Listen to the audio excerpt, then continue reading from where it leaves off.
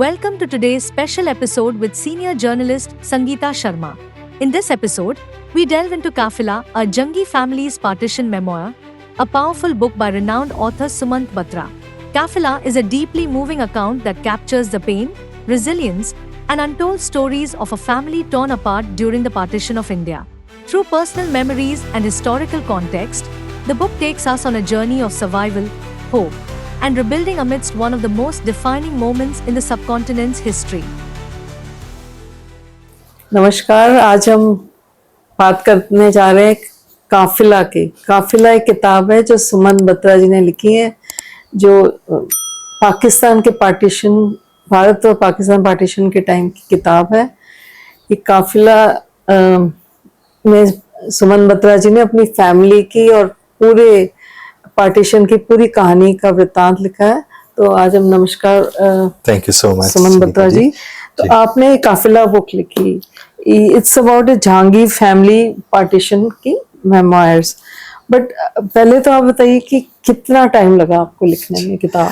ये किताब मैंने काफी फास्ट लिखी है। मैं जब किताब लिखना शुरू करता हूँ तो काफी स्पीड से लिखता हूँ, तो इसमें लगभग मुझे 7 से 8 महीने लगे। 7 से 8 महीने 7 से 8 महीने लगे। और नहीं तो किसी भी किताब में आपको 2 साल लग जाते हैं। मगर मेरा ये है कि एक किताब अगर शुरू की है तो उसको 5-6 महीने में खत्म करना है। तो 6 महीने कह सकते हैं आप, एडिटिंग में ला करके 8 महीने लगा लीजिए जी। तो आपको कहाँ से इंस्पिरेशन मिली ये किताब लिखने की? इसका जो इंस्पिरेशन तो ऐसा मैं नहीं कह पाऊंगा कि इंस्पिरेशन थी, लेकिन उसकी 2 वजहें थी और एक ट्रिगर पॉइंट था। पहले मैं आपको ट्रिगर पॉइंट बताता हूँ। किताब तो लिखनी ही थी, बहुत देर से मन में था, लिखनी बनती थी, मगर इसका ट्रिगर पॉइंट था अगस्त, जो पिछले साल अगस्त में बांग्लादेश में एपिसोड हुए और हमने देखा कि कैसे एकदम हिस्ट्री एक यू टर्न ले रही है बांग्लादेश में, कि एक जो नेशन भारत का अपना इतना एहसान मानता था कि उनको इंडिपेंडेंस दिलाई 1971 में, उनकी फ्रीडम मूवमेंट को सपोर्ट करी, उनकी नेशन बिल्डिंग में इतनी मदद करी, सडनली वो पिछले अगस्त में हमने देखा कि एकदम सर्कमस्टांसेस बदल गए और वो एक किस्म से भारत को कई चीजों का कसूरवार डालने लगे। फिर मैंने देखा कि अगस्त का महीना ही हमारे सब कॉन्टिनेंट के लिए ऐसा है। बहुत सारे इंसिडेंट्स हमारे अगस्त में ऐसे हुए। अगस्त में हमें ऑब्वियसली पार्टीशन हुई, अगस्त में माइग्रेशन भी हुई, एक ऐसी माइग्रेशन जो वर्ल्ड की ह्यूमन माइग्रेशन सबसे लार्जेस्ट और सबसे जिसे ब्लूडिएस्ट कहा जाता है। बांग्लादेश में भी जितनी डेवलपमेंट हुई उस समय, लिबरेशन वॉर, ये सब भी इस महीने में हुआ। बहुत सारे एपिसोड्स ऐसे मुझे रिसर्च होने को मिले अगस्त में होते हैं, वो मैंने लिखा अपनी किताब में। अच्छा। तो ट्रिगर पॉइंट तो, या जिसे कहते हैं कि एक इंस्टिगेशन पॉइंट वो था। वजह 2 थी।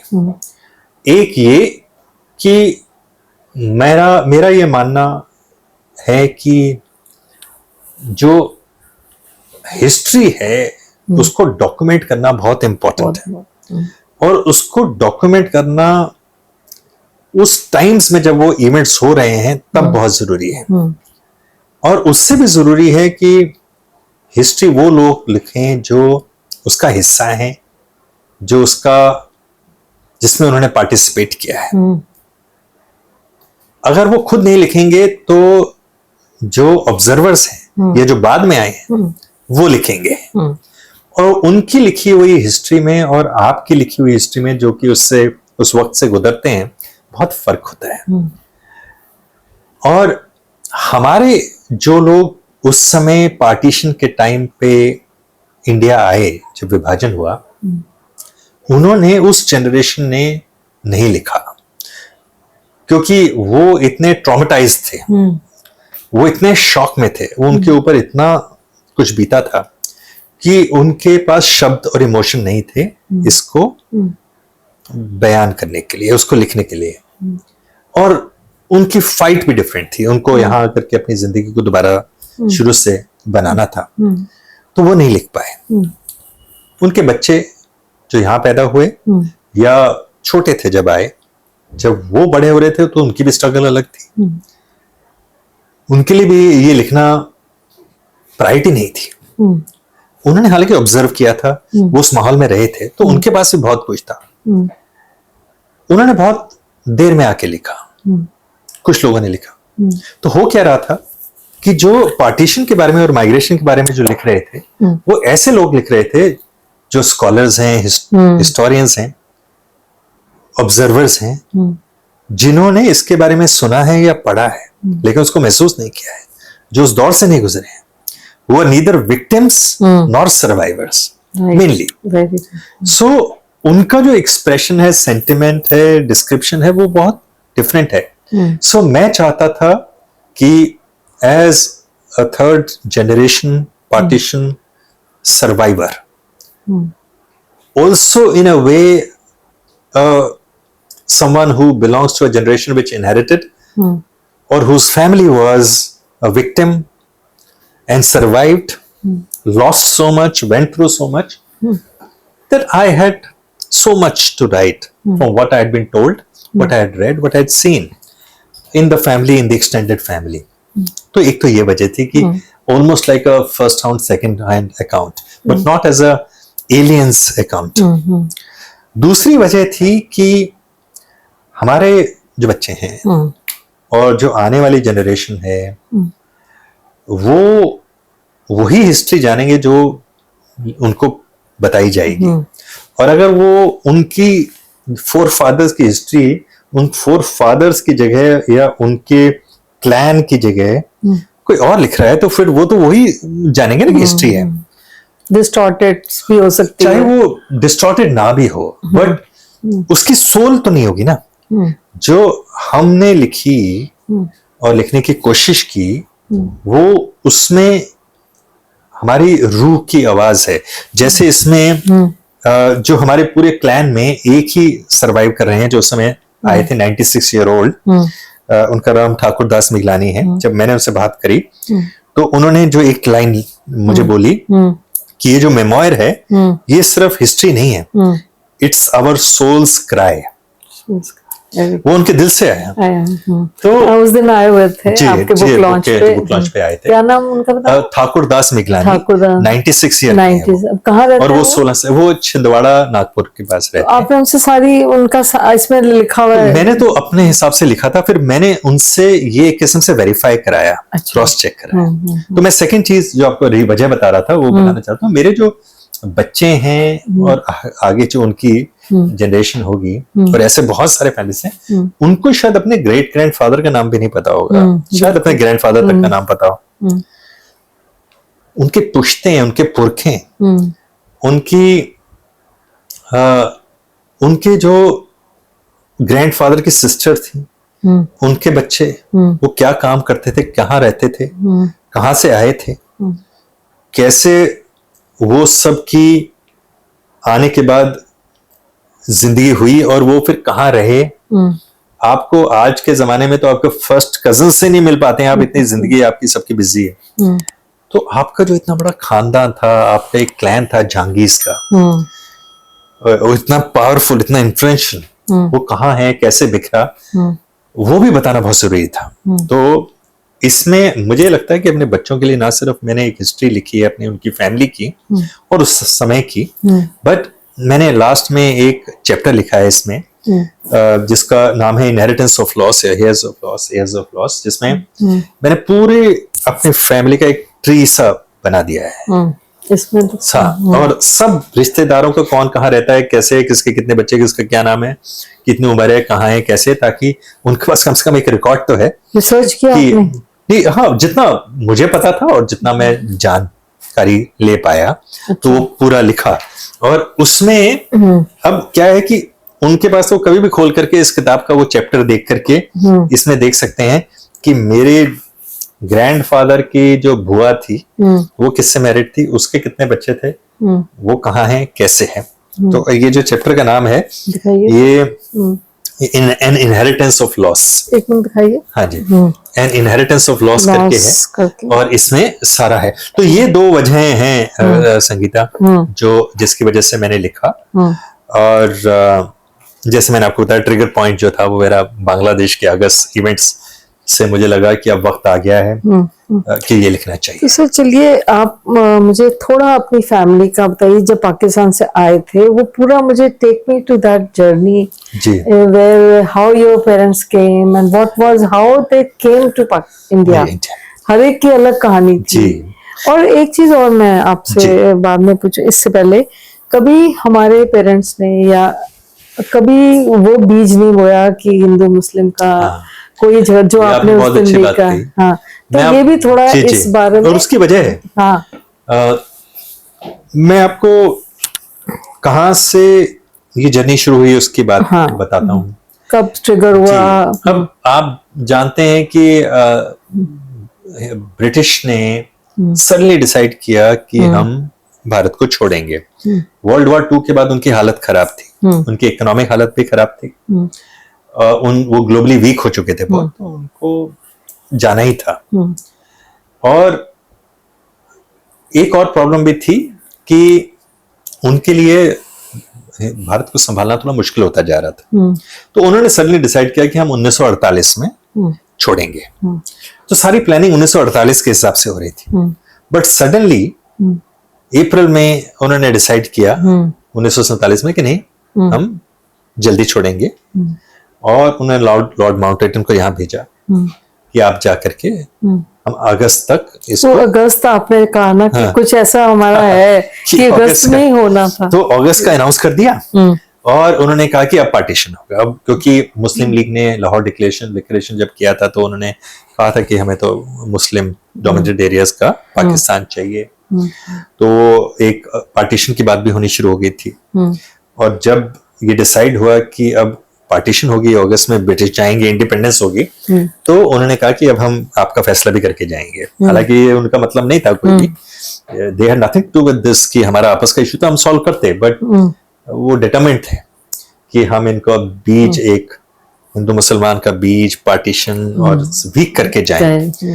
और फिर वो जुलाई तक एकदम, जब वो वहां से रेड क्लिफ आए, जिनको पार्टीशन कमीशन की पार्टीशन करने की जिम्मेवारी दी गई, इतनी फास्ट डेवलपमेंट्स हुई 3 महीने में दिल्ली, लाहौर और लंदन में, कि जो दूर दूर तो फैले लोग थे, जो वेस्ट पंजाब में रहते थे, रावलपिंडी, मियांवाली, मुल्तान, झंग, जितने भी इवन सिंध, हाँ जी सिंध की भी बात करिए, और उधर बंगाल में भी, वो सोच भी नहीं सकते थे कि 1-2 महीने में ना सिर्फ भारत आजाद होगा, पार्टीशन होगी, और उस पार्टीशन में उनके गांव, उनके शहर भी शामिल होंगे। वो they were hoping against hope कि नहीं होगा, but suddenly in last week of July Radcliffe की जो रिपोर्ट है वो लीक हो गई कि कौन सा गांव कहाँ जा रहा है, कैसे है। और अमृतसर उधर जाएगा या इधर जाएगा, लाहौर उधर जाएगा, तो लड़ाई थी, क्योंकि अमृतसर एक पावरफुल शहर था, उधर कोलकाता एक बड़ा प्रॉस्परस शहर था, और इधर लाहौर था। तो लाहौर की बात चली कि लाहौर उधर जाएगा, इधर के लोग नाराज हो गए कि नहीं उधर क्यों जाएगा। तो लाहौर में जुलाई में बहुत दंगाबाजी शुरू हो गई, और वो धीरे धीरे फैलने शुरू हो गए। ट्रिगर आपको लगता है अंग्रेजों ने कराया या खुद हुआ? मुझे लगता है कि इट्स वेरी डिफिकल्ट टू से कि अंग्रेजों ने कराया, लेकिन ये जो कभी आपस में काफी प्यार था, वही मैं आपको बता रहा हूँ कि आपकी बात ठीक है। हम जो गांव में रहते थे, जैसे हमारा जो गांव था रोडू सुल्तान गांव झंग में, वो उसमें कुरैशी भी रहते थे, और हमारे यहाँ पे जो हमारे पंजाबी खत्री भी रहते थे। ऐसे गांव गांव में कहीं पंजाबी खत्री ज्यादा, सिख ज्यादा, कहीं मुस्लिम कम, कहीं मुस्लिम ज्यादा, सिख कम, पंजाबी खत्री कम रहते थे, और वो मिलके रहते थे। बहुत प्रेम था, एक दूसरे के दुख में सुख में शामिल होना, घर में आना जाना, दोस्तियां, बस 2 ही चीजें थी कि शादी नहीं होती थी एक दूसरे के यहाँ, और एक दूसरे की रसोई से खाना नहीं खाते थे। बस ये होता था, चाय पीते थे, तो सब कुछ करते, लेकिन वो होता था वो कई जगह आज भी है, मगर इसके अलावा कोई नहीं था। और उसको भी वो नेचुरली माना जाता था, but that was not held against. तो सडनली जब ये लाहौर में इश्यू शुरू हुए, चाहे कुछ भी वजह थी, उसको हवा दी ब्रिटिशर्स ने, और उसको संभालने की कोशिश नहीं करी, उसके अपने हाल पे छोड़ दिया। ये तो रिकॉर्डेड है कि ब्रिटिशर्स ने अपने हाल पे छोड़ दिया। जब उनको पता लगा कि हम जा ही रहे हैं अगस्त में, तो उन्होंने कहा कि अब तुम संभालो। तो जब झगड़े हुए, राइट्स हुए, तो उन्होंने कंट्रोल करने की कोशिश नहीं करी। लाहौर से वो धीरे धीरे फैलने शुरू हुए गाँव में। तो हमारे गाँव में सडनली जुलाई के मिडल में ये क्लियर हो गया कि अब आपको अपने स्टेप्स लेने पड़ेंगे। तो ये इन्होंने फैसला किया बड़ों ने बैठ करके कि हम कुछ दिन के लिए कलानौर चलते हैं, रोहतक, क्योंकि वहां पर मेरे ग्रैंडफादर का ससुराल। तो उन्होंने कहा कि वहां चलते हैं, और जब शांति हो जाएगी तो आ जाएंगे। क्या होगा क्या नहीं होगा, क्योंकि उन्होंने सोचा कि पार्टीशन हो भी गया तो क्या हो गया, हम यहाँ रहेंगे। क्योंकि वो ये थोड़ा ना था कि आप माइग्रेशन की तो बात ही नहीं हुई थी, सिर्फ पार्टीशन की बात चल रही थी। तो उन्होंने कहा चलो 10 दिन देखते हैं। लेकिन वो 10 दिन के बीच में हालात बहुत बिगड़ गए। तो बाहर से अटैक होने शुरू हो गए। तब तक वो कलानौर आ गए थे? नहीं, वो वहीं थे अभी। उन्होंने सोचा 10 दिन और देखते हैं, अच्छा। शायद ठीक हो जाए हालात। इतने में उनके गांव पे अटैक होने शुरू हो गए। अच्छा। तो वहां के जो कुरैशीज थे, उन्होंने बल्कि इनको कहा हम प्रोटेक्ट करेंगे। उन्होंने गांव को बिल्कुल फोर्टिफाई किया किले की तरह, और वो रात को उस पे पहरा देते थे दिन पे, ताकि प्रोटेक्ट करें। तो 10-12 दिन ऐसे निकल गए। लेकिन फिर इतनी तादाद में लोग इकट्ठे होकर अटैक करने की प्लानिंग करने लग पड़े कि एक दिन फिर वहां से एक वीडियो थे, मुसलमान वीडियो थे, वो हमारे फैमिली के बहुत क्लोज थे। वो एक दिन जीप में अपने 2 गार्ड लेकर के आए, और मुझे जैसे बताया जाता है कि उन्होंने कहा कि अब आपको बचा नहीं पाएंगे ये कुरैशी भी, जिस तादाद में लोग आ रहे हैं। तो आपके पास 3 घंटे हैं, अब आप निकलिए यहाँ से। तो उन्होंने ऑफर किया कि टोबा टेक सिंह गांव के पास मेरी बहन रहती है, उनकी हवेली है, आप वहां रहिए कुछ दिन, लेकिन यहाँ से निकलिए। तो वो तो 2 घंटे में ही फिर एक गठरी कपड़ा लेकर के उन्होंने, मेरी जो ग्रैंड मदर थी, ग्रेट ग्रैंड मदर, उन्होंने 2 छोटी अपने मंदिर से मूर्तियां उठाई, एक राम की एक कृष्ण की, और जो भी और कुछ छोटा मोटा करके वो फिर खाना, मतलब बेसिकली थोड़े खाना, गेहूं, प्याज, आलू, जो भी कर सकते थे वो करके ये 2 घंटे में निकले। पूरा गांव उनके साथ निकला। कितने लोग रहते थे तब वहां पे? पूरे गांव में हमारा पूरा एक्सटेंडेड फैमिली थी, 250-250 लोग थे। 250 लोग, पूरा फैमिली, रिश्तेदार और जितने भी थे। और आपके अपने घर में कितने? हमारे घर में थे 20-22 लोग अपने घर में, क्योंकि वो सब फिर कुंभा साथ ही रहता था ना। अच्छा, एक ही घर में? हाँ, होता क्या था कि आपका घर एक ही होता था, दीवार नहीं होती थी, 2-3-4 मकान इकट्ठे होते थे, कोर्टयार्ड कॉमन होता था, रसोइयां अलग होती थी, पर ऐसे होता था। तो वो अच्छी तरह से, उस तरह से मिलना जुलना होता था। तो ये सब इकट्ठे निकले, 250 लोग, 250 से ज्यादा ही निकले। कैसे? क्योंकि वो बैलगाड़ियों में, अच्छा। और ऐसे पैदल, और बरसात का टाइम था, 2-2.5 घंटे में। अगस्त में के ये जुलाई के आखिर की बात है, जुलाई के आखिर की बात। ठीक है। और ये जुलाई के आखिर में निकल करके वहां पे फिर वो वीडियो लेके गया अपने सिस्टर के यहाँ पे। कुरैशी तब छोड़ने आए थे? हाँ, वो कुरैशी नहीं, बॉर्डर तक नहीं, वो छोड़ने आए सड़क तक। उसके बाद वो वापस चले गए, लेकिन वो जो वीडियो थे वो अपनी जीप में एस्कॉर्ट करके अपनी बहन के घर तक लेके गए। उनकी जो बहन है वो घोड़े बेचते थे, वो सप्लाई करते थे आर्मी को और पुलिस को, तो बड़े इन्फ्लुएंशियल थे। अच्छा। तो ये फिर बॉर्डर पे, हाँ, फिर ये 2-2.5 अपने बॉर्डर नहीं था ये, हाँ। ये तो अभी टोबा टेक सिंह विलेज वहीं पे आसपास, अच्छा। 2 घंटे की दूरी पे। ओके। वहां पे ये 10-12-15 दिन रहे। 14-15 अगस्त को जब पार्टीशन हुआ, इंडिपेंडेंस हुआ, तो वो तब वहीं पे थे। पूरे 250 लोग फिर टेंट वेंट लगा तो उन्होंने क्या किया कि सारे 200-250 उनके घर में नहीं रुके, उनके घर में रुके ये 20-25 लोग जो हमारे घर के। अच्छा, जैसे। और बाकी जो है सब अपने अपने किसी रिश्तेदार के कैसे निकल गए। तो कुछ दोस्त कोई इंडिया भी आ गए वहां से, हो सकता है कि कुछ निकले भी हों, ये गांव के लोग थे। पर हमारे यहाँ थे 20-25-30 लोग। तो जो मेन थे वो उनके हॉर्स के जो स्टेबल्स के ऊपर कमरे थे कुछ आसपास, अच्छा। वहां रुके, और जो विमेन थी वो उनके घर के अंदर रुकी। अच्छा। और फिर मुस्लिम घर था ना, तो आदमी तो कैसे अंदर रह सकते थे, कैसे भी है जो भी है। तो फिर वहां पे रहे। तो 14-15 अगस्त को जब पार्टीशन हुई, इंडिपेंडेंस हुई, तो लाहौर में तो एकदम बात फैल गई कि सब निकालो इनको। हालांकि जिन्ना ने जो स्पीच दी इंडिपेंडेंस में, अपनी पहली स्पीच कॉन्स्टिट्यूशन असेंबली की, पाकिस्तान अपनी असेंबली में कॉन्स्टिट्यूशन की पाकिस्तान की, तो उसने तो कहा कि नहीं सब रहे यहाँ, मिलजुल कर रहे, सेक्युलर है पाकिस्तान, कोई नहीं जाएगा। लेकिन वो इंग्लिश में बोले, इतनी सोफिस्टिकेटेड। अब वो पूरे पाकिस्तान में कौन इंग्लिश जानता था उस समय, रूरल एरियाज में। तो उनको तो मैसेज ये था कि हमारा इस्लामिक स्टेट बन गया, तो जो मुजाहिर, जो आपके नॉन बिलीवर्स हैं उनको निकालो। तो सडनली सबको निकालना शुरू कर दिया, मारना काटना शुरू कर दिया। तो बीच में पॉलिटिकली एक तरह से जो भी हुआ, तो 16-17 अगस्त के आसपास ये क्लियर हो गया था कि अब तो यहाँ आपका एक दिन भी रहना ठीक नहीं है। तो फिर वही वीडियो वापस आए, उन्होंने कहा कि अब आपको यहाँ से भी जाना चाहिए, क्योंकि अब तो हमारी फैमिली के लिए भी खतरा है। बावजूद उनके पास काफी आर्म्स थी, सब कुछ है। तो फिर से वो निकले, ये 20-25 लोग।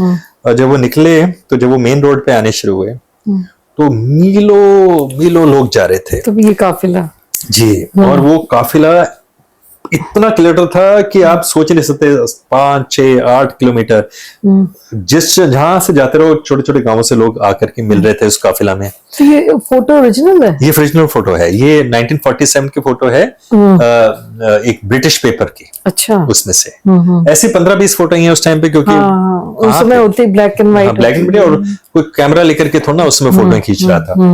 सो वहां से वो निकले, और वो फिर 15 दिन फिर उसी कारवां में, खाना पीना कुछ नहीं, 5 बच्चे, जानवर मर रहे हैं भूख से, बरसात, कीचड़।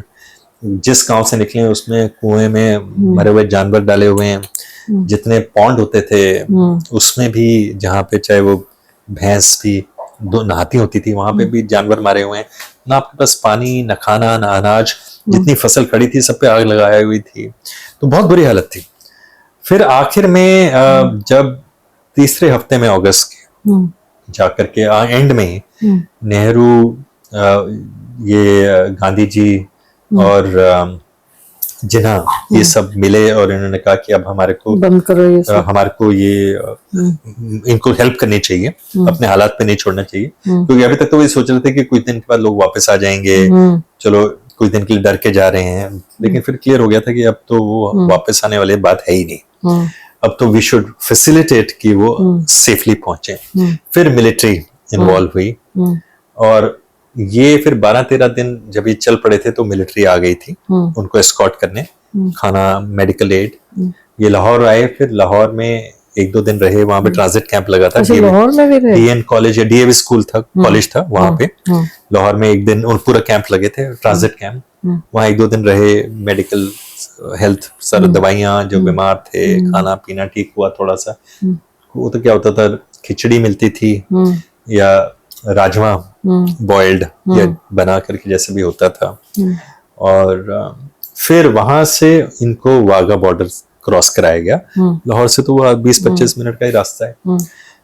वहां वाघा बॉर्डर में फिर उनको जो गन्स थे, वेपन्स थे, उनको सरेंडर करने पड़े। तो इनके पास 2 गन थी, एक गन तो सरेंडर कर दी थी घरों में। एक उनके पास अपनी थी, एक उनको कुरैशीज ने दी थी। अच्छा। कि आपको कुरैशीज ने नहीं, वो वीडियो की फैमिली ने। अच्छा। तो उन्होंने दी थी, तो वो तो उन्होंने सरेंडर कर दी। दूसरी वाली जो है वो उन्होंने अपने पास रखी। क्या नाम था आपके ग्रैंडफादर, ग्रेट ग्रैंडफादर? तुलसीदास। उनकी तो वहीं डेथ हो गई थी। अच्छा। वो तो जिस दिन उनको ये हुआ कि अब जाना पड़ेगा, वो बस वो सदमा नहीं ले पाए। और जो मेरी ग्रेट ग्रैंड मदर थी, क्रिमेशन का इंतजाम वो करने दिया उनकी क्रिमेशन तो वहीं गांव में की थी, लेकिन जो हो, क्योंकि वो तो उस समय इतने हालात बिगड़े नहीं थे।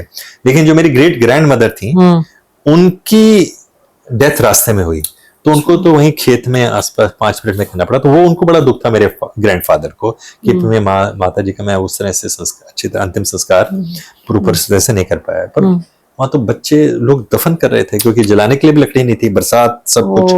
तो जो हालात उन्होंने देखे वो तो आप इमेजिन भी नहीं कर सकते। और अगर आज आप उसके बारे में विजुलाइज करें तो आपका खून खोलता है। तो और आप अगर उस टाइम पे इसलिए लिखते लोग, तो फिर और बढ़ती बात। पर ये बात तो है ना, पेरेंट्स से कभी नहीं हमें बताया। नहीं बताया, वो मैं उसी पे आ रहा हूँ। हाँ। आपने ये सवाल पूछा था। तो ये जब आए, फिर इन्होंने क्रॉस करके फिर ये रहे कुरुक्षेत्र में कुछ 3-4 दिन। वहां सबसे बड़ा कैंप लगा था। वहां हालात बहुत खराब थे, पर ये तो कलरनौत जाना चाहते थे, लेकिन रास्ते में महम रोहतक सब जगह अभी हालात खराब थे, तो फिर इनको जाने नहीं दिया।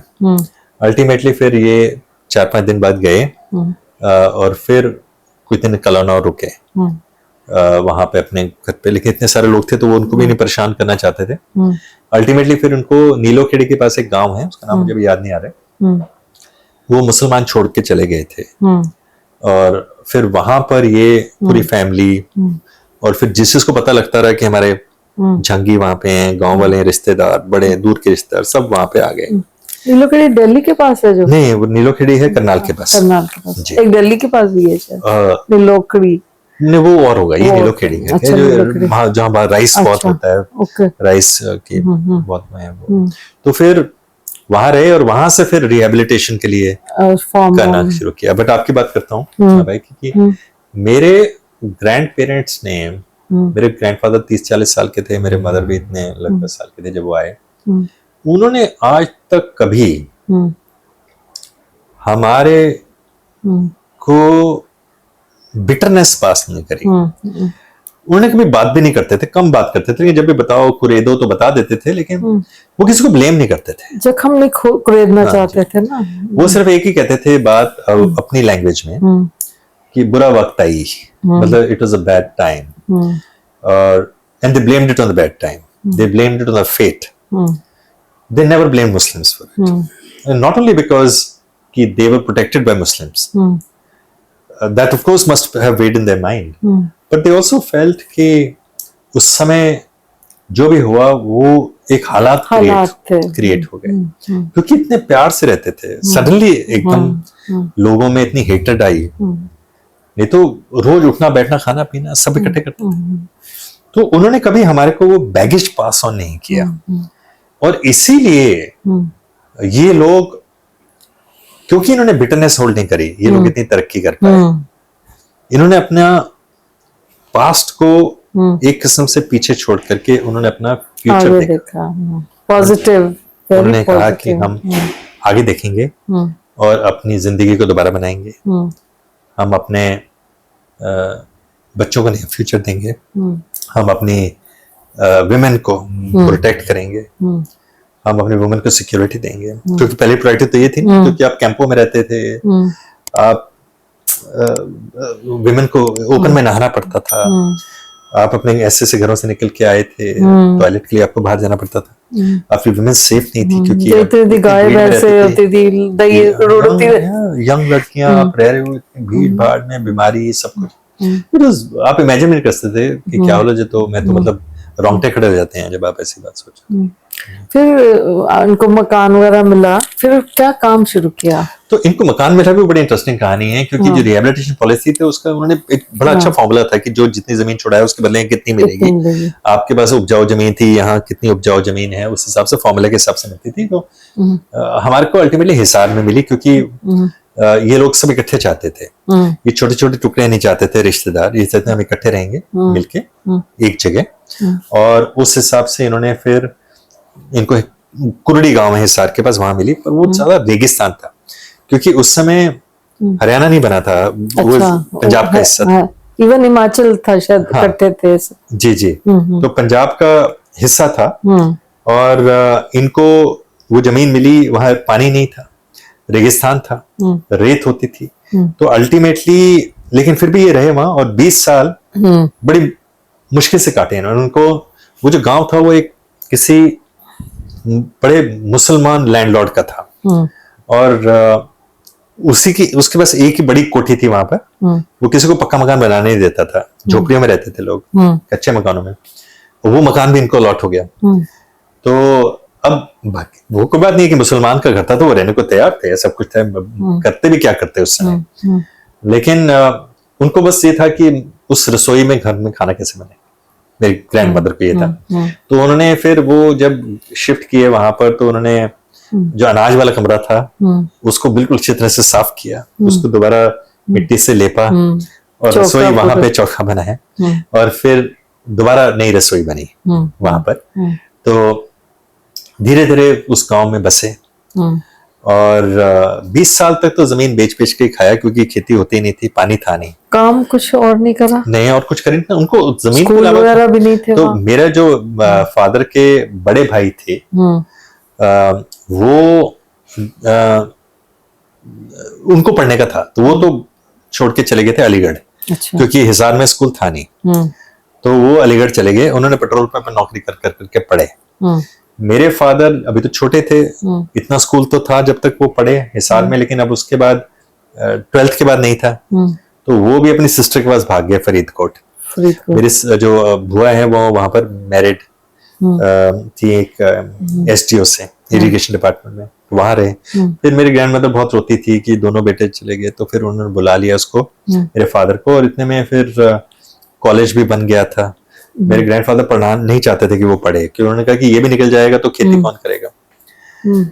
लेकिन उनकी किस्मत बदली 1964 में, जब इंदिरा गांधी कैनाल आ गई और पानी आ गया। अच्छा। भाखड़ा बना जब, भाखड़ा डैम, फिर जमीन की एकदम हरियाली। भाखड़ा तो नेहरू जी के टाइम बना? हाँ, वो बनना शुरू हुआ था, लेकिन पानी तो तब आना चाहिए। अच्छा। फिर उसके बाद 65 में हरियाणा भी बन गया, और फिर तरक्की शुरू हो गई स्टेट में, और हो गया।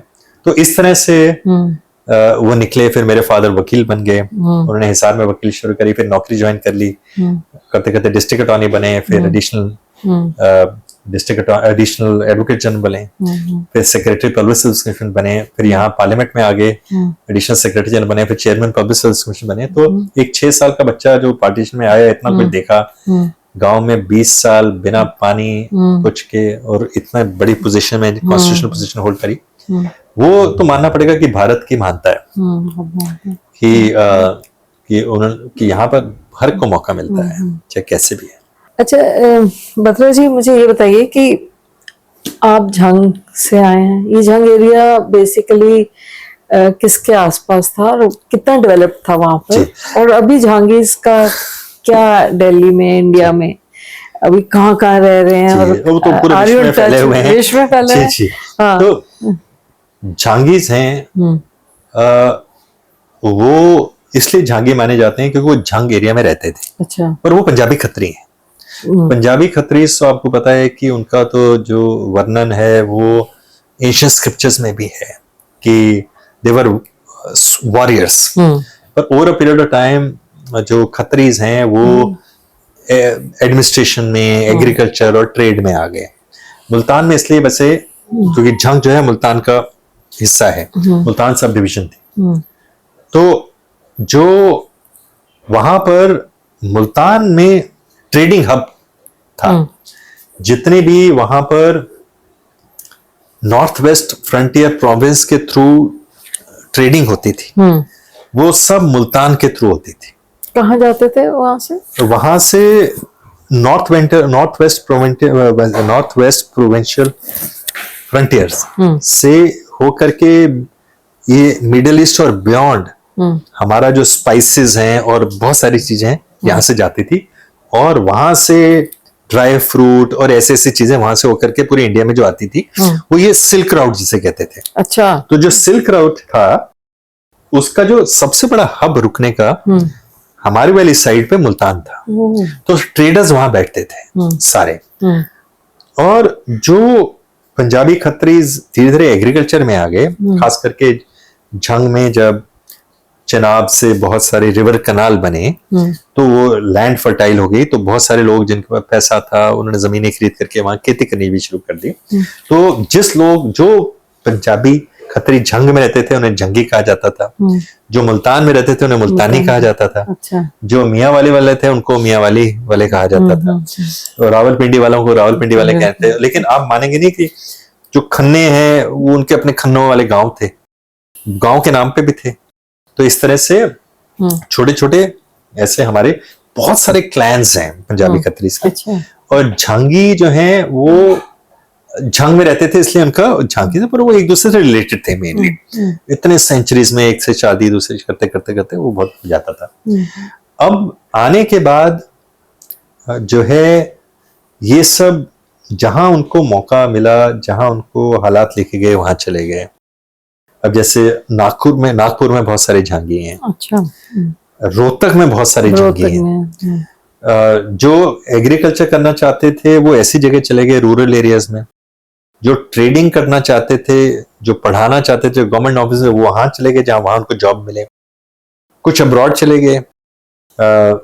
अब जो लाहौर से मोस्टली लोग आए थे, या अगर आप देखें तो जितने भी फिल्म एक्टर्स हैं हमारे जो उस एरा के, वो सारे लाहौर से आए थे, या फिर जो मुस्लिम्स हैं वो डिफरेंट वहां से आए थे, लेकिन जो राज कपूर हैं जैसे देवानंद हैं, ये सब उधर से वहां से आए थे। मेरी जो मदर है वो लाहौर से आई थी। अच्छा। हालांकि वो 3-4 महीने पहले आ गए थे। अच्छा। वो पार्टी से 5-6 महीने पहले आ गए थे शायद।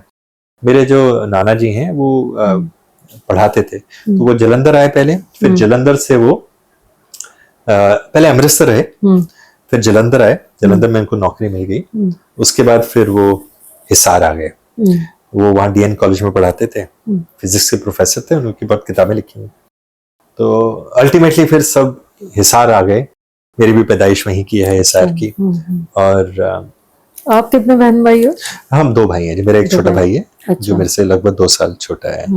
और आपकी वाइफ क्या? मेरी वाइफ भी लॉयर हैं। वो पंजाबी खत्री नहीं है, वो पहाड़ी हैं। अच्छा। Garhwali, but born and brought up in Manipur. और बच्चे आपके क्या कर रहे हैं? मेरे 2 बच्चे हैं जी। बेटा जो है वो लगभग 22 साल का है। वो हॉस्पिटैलिटी, ग्लोबल हॉस्पिटैलिटी मैनेजमेंट उसने किया है लॉरोश स्विट्जरलैंड से। वो आज अभी दुबई में इंटर्नशिप कर रहा है। अच्छा।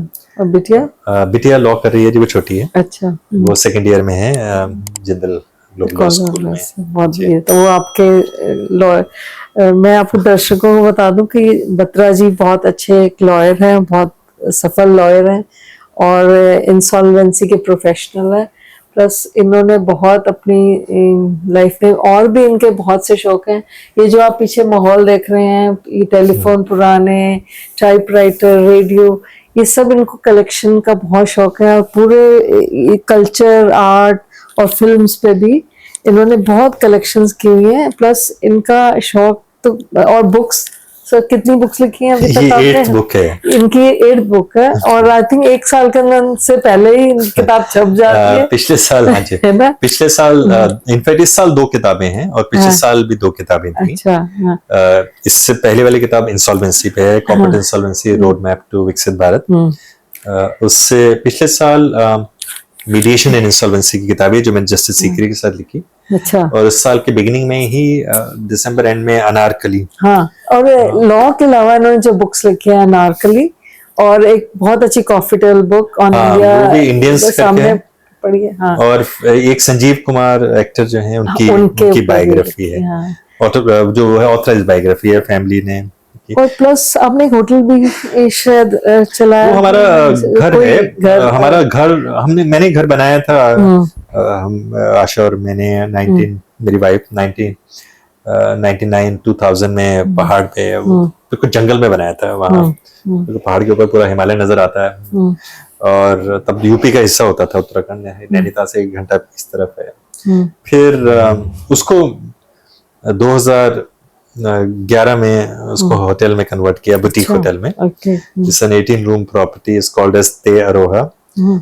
It has been rated as the best boutique hotel. मैंने 5 साल सबैटिकल लेके अपने वकालत छोड़ के 5 साल वहां रहा हिमालय में।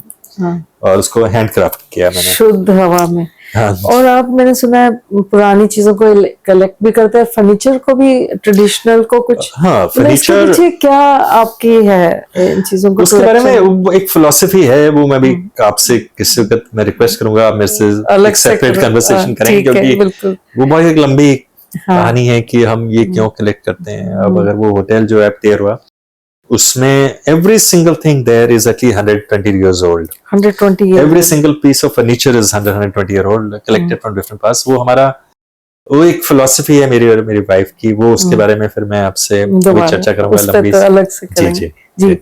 तो हम, और मुझे जंग के बारे में ये बताइए कि वहां पे वो जो लव का वो कहा जाता है हब, सूफीज्म का हब है। वो लव के बारे में तो इसलिए कहा जाता है कि हीर रांझा वहां की थी। हाँ, हीर वहां की थी, रांझा कहाँ का था? रांझा भी पास के गांव के था, झांगी था। तो रियल स्टोरी? हाँ, हीर और रांझा की लव स्टोरी रियल है। हीर की मजार है वहां पे, हीर की मजार और है, हर साल उसमें मेला लगता है। और दोनों हिंदू थे, मुस्लिम थे, क्या मुसलमान थे दोनों? हाँ जी।